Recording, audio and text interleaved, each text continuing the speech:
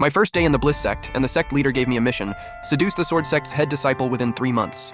Fail, and you crawl into that furnace and become my next batch of pills. Seduce the cultivation world's most untouchable ice prince? That's basically just tossing me in the furnace anyway. I had no choice. I had to go find Pei Yuheng and shoot my shot. Excuse me, would you like to be my cultivation partner? He said yes. The entire sect lost their minds. From that day on, rumors spread everywhere. Pei Yuheng, who had topped the immortal sect rankings for years, apparently wasn't picky at all. Any girl would do. Now here's the kicker. I'd been his cultivation partner for a whole month and hadn't even touched his hand. Everyone outside thought I was living the dream. Only I knew I hadn't gotten anything. And Pei Yuheng was the ultimate oblivious straight guy. No matter how many hints I dropped, he just didn't get it. I tried flirting openly. Nothing. I was completely out of ideas. So I slipped some supplements into his drink. He said his body felt warm all over and his sword strikes got stronger. Nobody understands my pain. His desire was completely unbudgeable. He just kicked the door open and practiced sword forms all night. No wonder he's a once-in-a-century cultivation genius. I seriously could not figure this guy out.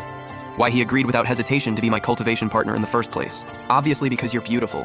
Men are visual creatures. Coming across someone like you, even just keeping you around as eye candy is already a treat. Didn't I tell you? Don't read my mind without my permission. Sorry, force of habit. The sect leader says you're not making any progress. So he sent me to help. There's a puppet inside this pouch. Place a strand of Pei Yuheng's hair inside, add a drop of blood, and he'll be yours to control completely. That's just dirty. The whole reason I became Pei Yuheng's cultivation partner was because getting together first before anything else felt more right for someone with modern values like mine. Otherwise, what does that make me? What does that make us? Plus, Pei Yuheng is a genius sword cultivator. If he woke up having lost his purity for no reason, he'd kill me. The sect leader said he'd step in to pull you out at that point. Junior sister, you don't want to end up as a pill, do you? I shuddered, but I still hesitated. From what I knew, cultivating with a pure yang virgin body doubles the results. I just couldn't understand why the sect leader, who had zero connection to Pei Yuheng, was so obsessed with taking his purity and sabotaging his cultivation. That I don't know. The sect leader doesn't tell me, so how would I dare ask? He kept talking as he shoved the pouch into my hands. Right then, I heard a familiar voice. My whole body tensed up on instinct. I turned around. It was Pei Yuheng. Senior brother saw how tense I was and patted my shoulder, sending his voice directly to me. Relax, I set up a barrier. He can't hear us. Pei Yuheng walked over slowly. And who is this? He asked me, but his eyes were fixed on senior brother. My heart shot up into my throat. I'm Yunchuan's senior brother. I heard you two became partners, so I came to congratulate you. Please take good care of my junior sister. Of course, I'll be waiting for good news. I guiltily shoved the pouch deeper into my sleeve, then remembered to ask, oh right, were you looking for me? Master wants to see you. In the main hall, Pei Yuheng's master, the sword sect leader, sat at the top. First time seeing him. I couldn't help sizing him up. Hard to tell his age, broad shoulders, straight back, filling out a plain, dark red robe with effortless authority. He stared at me without blinking, but it felt like he was looking through me at something else. After a long pause, he finally pulled his gaze away.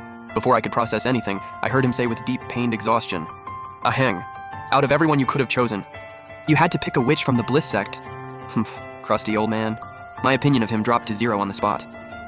Master, you always said to let fate decide, and she was the first person who ever came to me and asked to be partners. I figured she must be the one I was meant to find.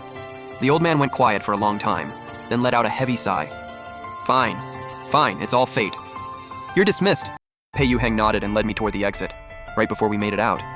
Remember what I told you. Mind your limits. Don't hurt yourself. Understood. He sounded so composed and certain about it. I had absolutely no idea what any of that meant. That whole back and forth felt like they were talking to the air. Barely out the door and they pull this. I was genuinely lost. What exactly are you two using me for? I already told you. You're overthinking it. Pei Yuheng denied it flat out. I didn't buy a word. Honestly, even if he had admitted it, that's fine, and I was using him too. That night, I sat in the room waiting for Pei Yuheng to come back from teaching. It was the end of the year, when every major sect was invited to study at the sword sect, except the Bliss sect. Because as everyone knew, we were famous for our seduction arts, looked down on by every righteous sect. Even after Pei Yuheng and I became partners, the old man kept nagging him.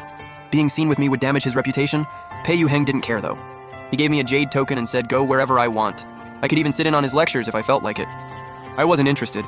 Every male cultivator who saw me looked like they'd seen a predator, like I was some wild animal about to devour them all.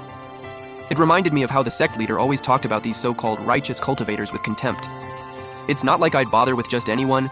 At the very least, they'd have to be like Pei Yuheng, cold as snow on a lone peak, sharp as a blade sealed in its case. Someone like that is worth a little of my time. Pei Yuheng was back. I grabbed a comb and jumped up. When the door opened, I deliberately stumbled forward, aiming straight for his arms. Instead, a gust of wind spun me around in a full circle. What are you doing? Big brother, I just thought you looked tired. I wanted to comb your hair for you. I was trying to set a mood. Pei Yuheng's brow furrowed hard. Don't call me that. I don't like it. If you don't know what to call me, just call me Senior Brother Pei like everyone else does. Senior Brother Pei? Oh, please. But I'm your cultivation partner. If I call you that, how am I any different from everyone else? Pei Yu-heng paused. After a moment, he seemed to concede I had a point. If you need something different, call me Aheng, like Master does. Deal. Aheng, sit down. I'm combing your hair. Why would you comb my hair? It's a wedding tradition. Partners comb each other's hair. We became cultivation partners, but we skipped every single ritual. I feel like something's missing. I just want to make it up. You wouldn't deny me something this small, would you? I knew it. I became your cultivation partner because I genuinely like you. You became mine with an agenda. You're reading too much into it. I was bluffing anyway. Time to take the out. I just kept combing, and when he wasn't looking, I sliced off a strand of his hair. What do you think you're doing? Wait, let go! Pei Yu-heng yanked free. This time the tears were real. Under his piercing stare, I didn't stop. I quickly cut off a strand of my own hair too. It's also a wedding tradition, exchanging locks of hair, binding two people together in trust and love. I was just completing the ritual. What did you think I was trying to do? Pei Yu-heng pressed his lips together and said nothing. Something shifted in his eyes, hard to name. It was gone in an instant. Pei Yu-heng was sharp, so I waited until the next morning. The moment he left to teach, I shot out of bed. I'd been smart about it yesterday. I'd cut my own strand a little longer on purpose. When hair is tangled together, it's really hard to tell them apart. It took me the entire morning to pick out every strand that might be mine. I burned them all, then cut my finger and let a drop of blood fall. A flash of red light, and it was gone.